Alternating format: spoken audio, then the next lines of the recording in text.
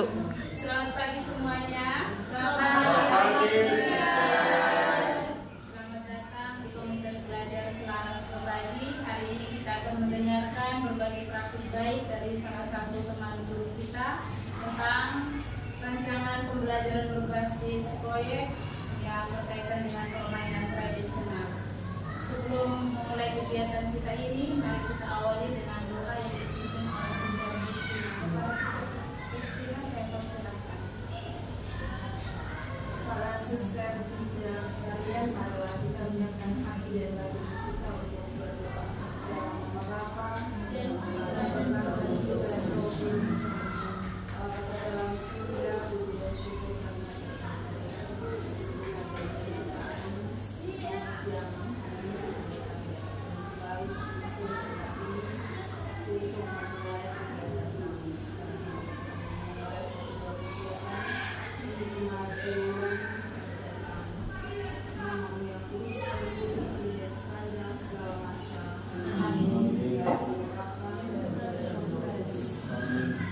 Terima kasih Teacher Kristina. Dimulai dengan kegiatan, saya akan mengawalinya dengan sebuah pantun.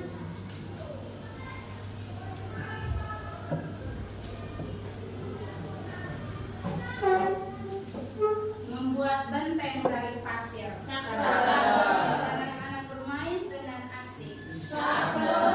Meski sederhana, permainan ini maksudnya melatih kreativitas dan ketangkasan. Mari kita sambut pemateri kita hari ini, Teacher Adi. Kepada Teacher Adi, saya persilakan. Oke, baik. Selamat pagi. Terima kasih Suster Grace selaku moderator sudah mempersilahkan saya untuk mempresentasikan hasil rancangan pembelajaran berbasis proyek dengan komunitas belajar di sekolah dalam bentuk permainan tradisional. Jadi di gambar ini ada 3 contoh permainan yang ini termaksud permainan tradisional ini. Yang pertama ini namanya permainan bakiak, permainan sepatu. Ini permainan bakiak ini. Kemudian yang ini permainan CC.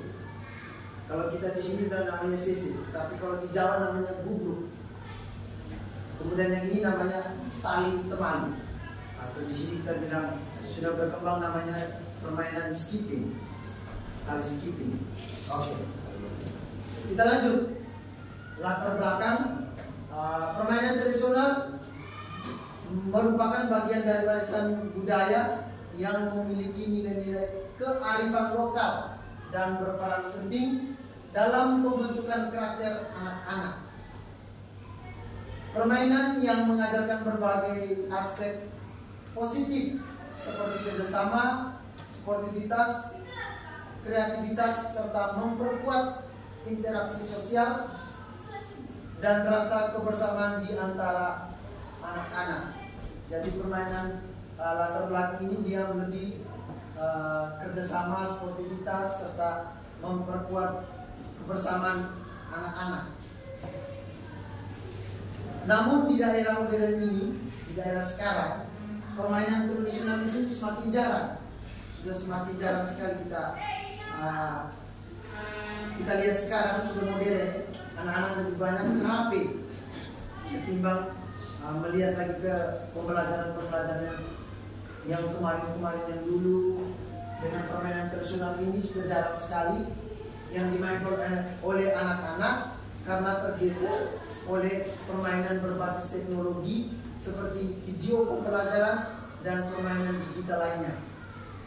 Situasi ini menjadi perhatian karena kurangnya interaksi sosial dan aktivitas fisik dalam permainan modern sangat bisa mempengaruhi perkembangan emosional dan sosial anak.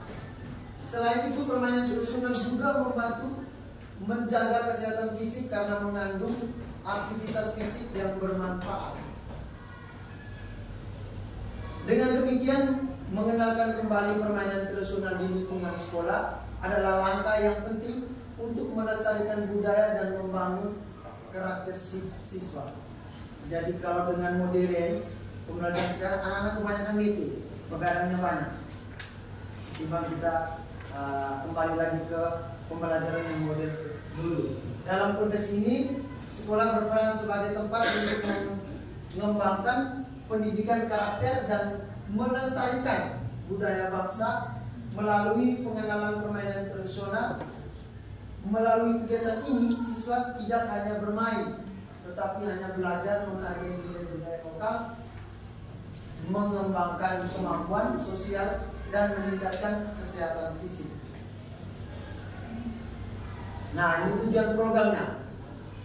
Tujuan program permainan tradisional dengan metode pembelajaran berbasis proyek dalam komunitas belajar sekolah. Yang pertama itu melestarikan budaya lokal. Yang pertama melestarikan budaya lokal. Yang kedua dapat mengembangkan kemampuan kolaborasi dan sosial. Kemudian meningkatkan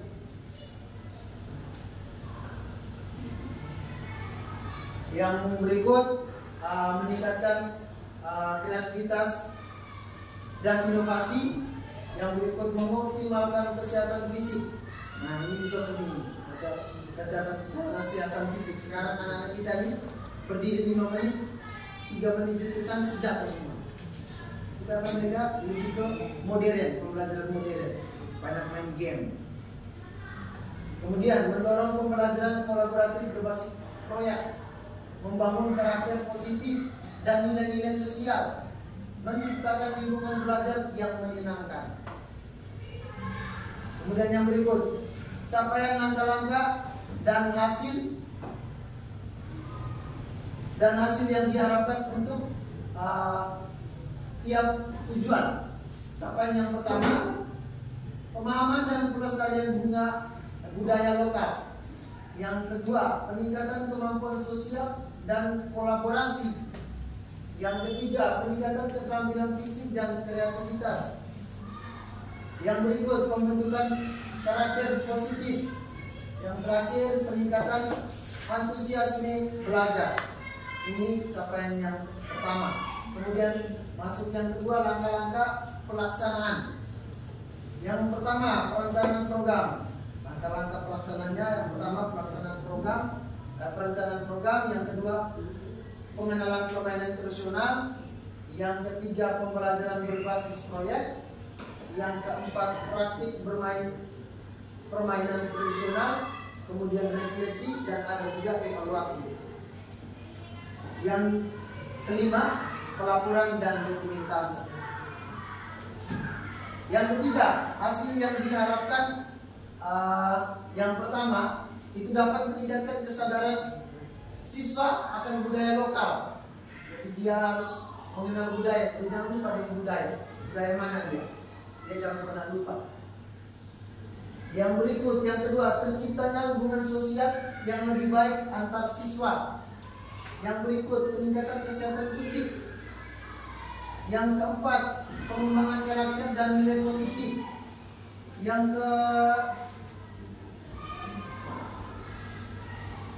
kelima, peningkatan motivasi belajar dan kreativitas. Yang terakhir, terbentuknya komunitas pembelajaran yang kuat. Oke, kita lanjut yang berikut.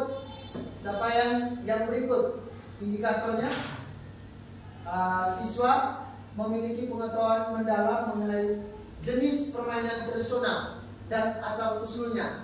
Jadi siswa itu harus tahu dulu pengetahuan mendalam tentang permainan apa itu, asal usulnya dari mana. Dia jangan hanya bermain saja, tapi dia tidak tahu asal usulnya. Jadi situ siswa harus mengenal jenis permainan itu dan asal usulnya dari mana, serta nilai budayanya yang terkandung di dalamnya.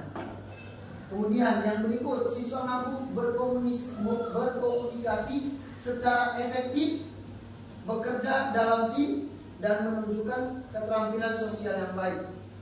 Yang ketiga, siswa menunjukkan peningkatan dalam keterampilan motorik dan kreativitas, baik dalam bermain maupun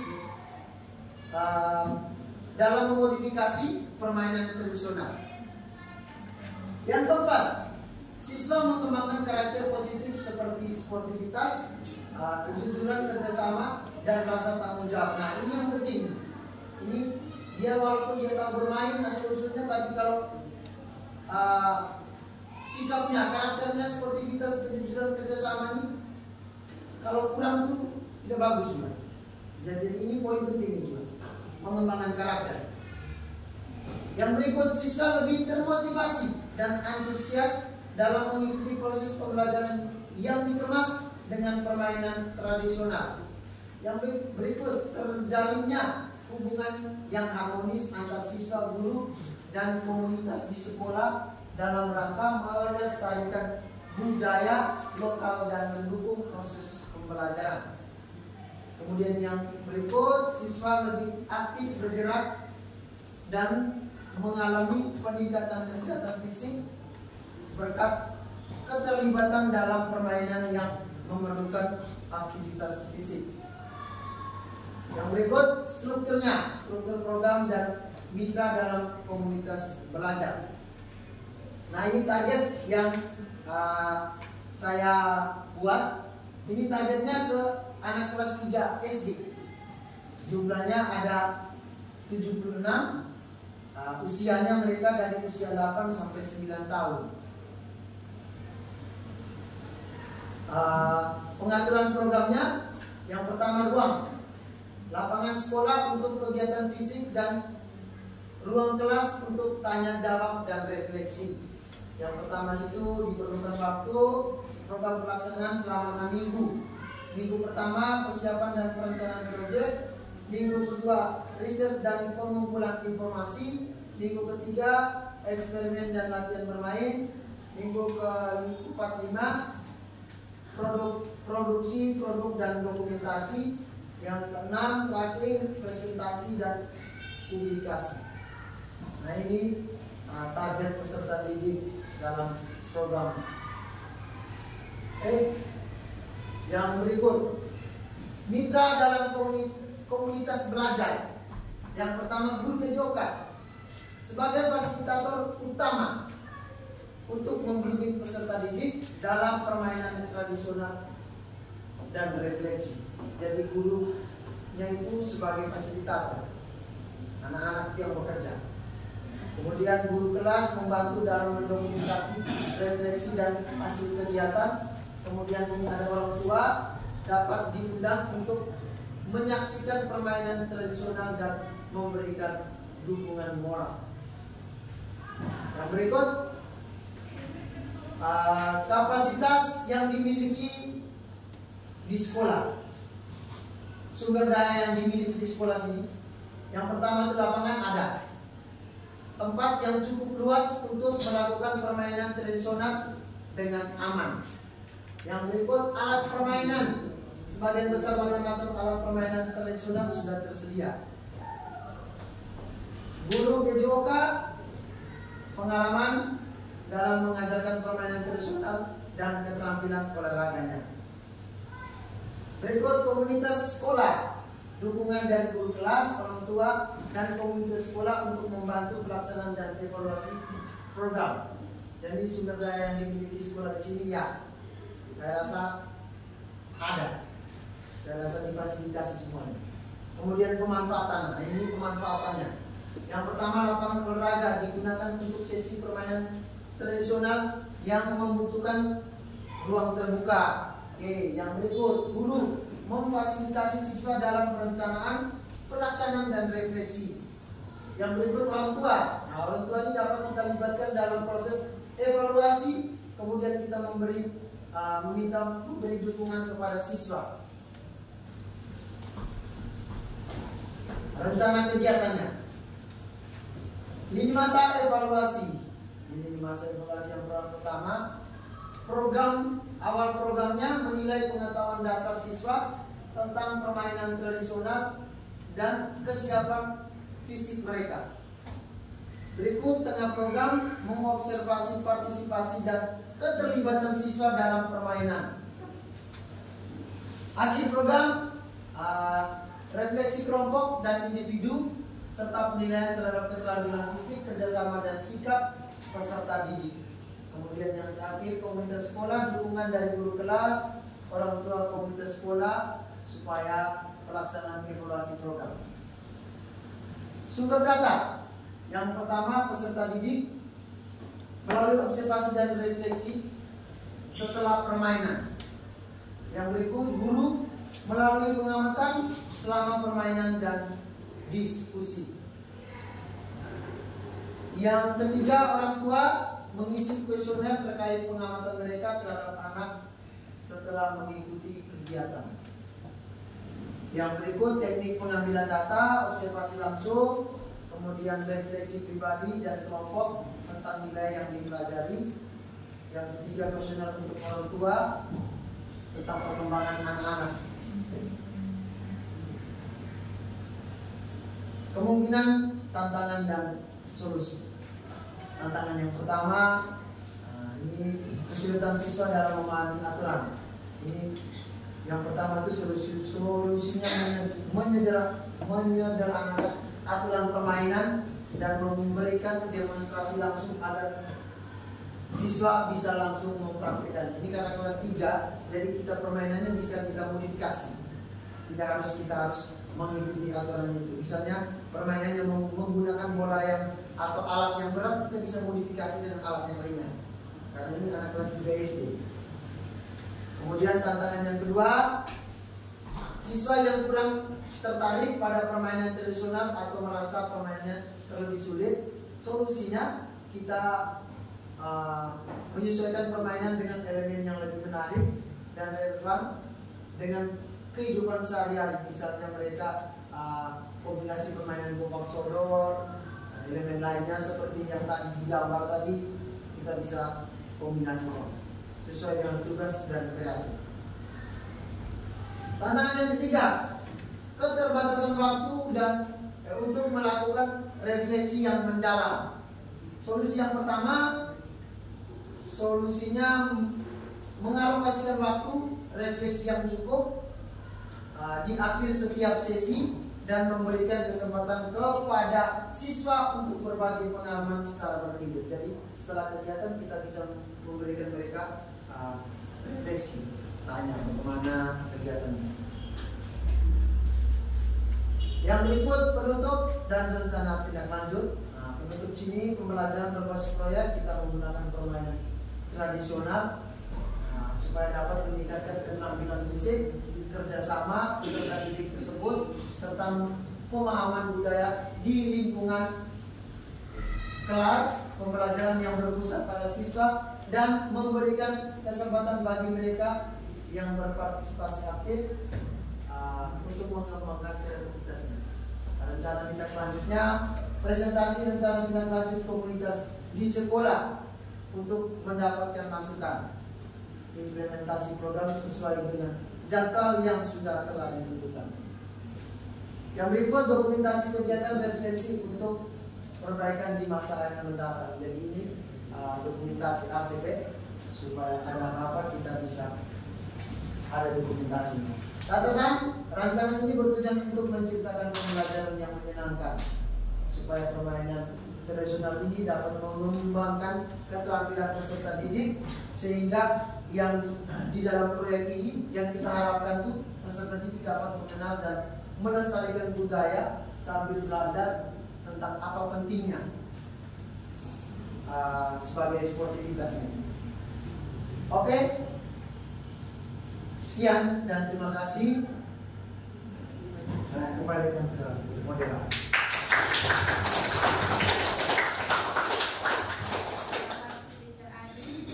Main congklak melatih otak. Cakep. Permainan tradisional warisan budaya. Cakep. Semoga ilmu yang kita dapat kita implementasikan dalam pembelajaran kita. Terima kasih untuk berbagi praktik baiknya. Saya petik dari presentasinya bahwa permainan tradisional melatih sikap emosional dan sikap sosial serta interaksi peserta didik. Dalam hal ini tidak hanya bermain, melainkan memperkenalkan warisan budaya lokal. Tujuan permainan tradisional yang saya kutip yakni menciptakan lingkungan belajar yang menyenangkan. Dan karena itu sebelum kita mengakhiri kegiatan ini, saya mau meminta beberapa saran dari Bapak Ibu guru hebat yang berada di ruangan ini.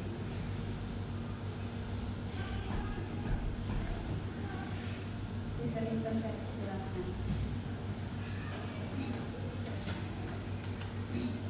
Baik, selamat siang untuk kita semua. Selamat pagi sekali lagi. Terima kasih atas kesempatan yang diberikan. Sedikit saran dari saya. Seperti yang sudah dipaparkan oleh Teacher Adi berkaitan tentang penerapan permainan tradisional dalam muatan pembelajaran PJOK. Seperti yang kita ketahui bersama, untuk permainan tradisional ini sangat baik untuk kita terapkan dalam kegiatan proses pembelajaran, khususnya PJOK, yang mana dalam salah satu muatan pembelajarannya ada materi tersebut, dan yang sudah kita lakukan tetap kita pertahankan, karena ini sebenarnya dapat menumbuhkan, tidak hanya menumbuhkan tapi juga memperkenalkan kepada anak didik, serta menumbuhkan kecintaan mereka terhadap kebudayaan lokal. Jadi untuk kearifan lokal salah satunya seperti permainan tradisional tersebut tidak laku, tidak termakan oleh perkembangan zaman yang pada dasarnya untuk anak-anak Gen Z saat ini mereka lebih aktif bermain, melakukan aktivitas fisik itu jarang karena mereka lebih fokus pada permainan-permainan bersifat online ketimbang untuk melakukan permainan tradisional. Jadi yang sudah diterapkan dan praktik baik yang sudah dibagi oleh Teacher Adi kiranya dapat dipertahankan dan dilanjutkan terus sebagai salah satu upaya untuk melestarikan kebudayaan daerah kita, khususnya permainan tradisional. Sekian dari saya, terima kasih.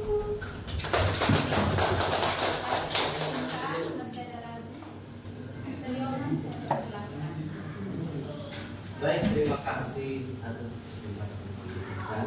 Selamat pagi semua. Terima kasih. Pertama-tama saya ucapkan kepada Teacher Adi yang sudah memberikan pemaparan materi yang sangat menarik. Materi yang diberikan berupa rancangan pembelajaran terutama terkhususnya di permainan tradisional. Ini saya ingat akan memori-memori ketika saya masih kecil. Itu lalu terkenang juga dengan kata-kata Insinyur Soekarno, jas merah. Jangan sekali-kali kita melupakan sejarah. Jadi di sini saya hanya mengusulkan bahwa segera untuk merealisasikan atau mengimplementasikan dalam pembelajaran PJOK. Karena saya melihat bahwa ada yang aktivitas fisik dari pemaparan Teacher Adi tadi, salah satunya optimalisasi fisik. Di sini saya melihat bahwa permainan tradisional merupakan optimalisasi fisik yang paling murah dibandingkan dengan yang terjadi pada zaman sekarang, orang lebih menggunakan gym dan lain sebagainya. Ternyata permainan tradisional lebih murah, bahkan banyak manfaat dan keuntungannya. Oleh karena itu, saya meminta kepada kita semua untuk sama-sama memperkenalkan permainan tradisional sesegera mungkin. Kalau bukan kita, siapa lagi? Kalau bukan sekarang, kapan lagi? Terima kasih. Saya kutip dari kedua saran dari teman kita, yakni segera implementasikan permainan tradisional dalam pembelajaran, terlebih khusus pada pembelajaran PJOK. Petak umpet di balik pohon, bertemu teman jadi ketawa. Terima kasih atas perhatiannya. Sampai jumpa di lain waktu. Sebelum mengakhiri kegiatan ini, mari kita akhiri dengan doa kepada Teacher Christina. Saya persilahkan.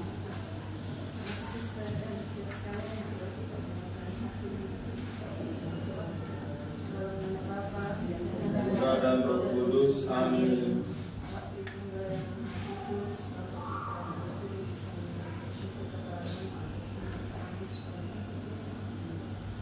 Bersyukur atas materi baru dan pelajaran baru yang diberikan oleh Teacher Adi kepada kami semua. kiranya kabar ini dapat membicarakan atau memanfaatkan harus mencapai nama yang kudus dan puji dan sepanjang segala masa. Amin. Dalam Bapa dan Putra dan Roh Kudus. Amin. Terima kasih. Selamat